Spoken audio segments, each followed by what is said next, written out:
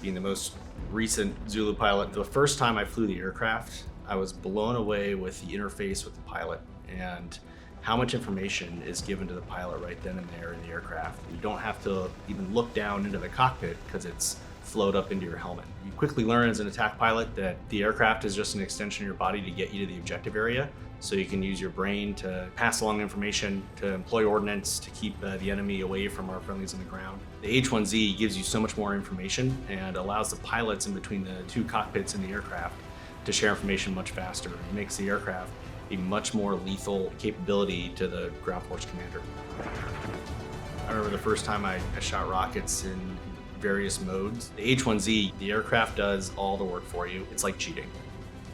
You can see targets from so much further away than we used to be able to, day or night. Both cockpits can see the target very easily with the amazing target sight system we have in the aircraft. And then tying that into employing ordnance, whether it's missiles, rockets, laser-guided rockets, all those ordnance systems you can employ effectively and accurately from a further range, so you're not putting yourself inside that enemy weapons engagement zone and putting yourself and your aircrew at risk.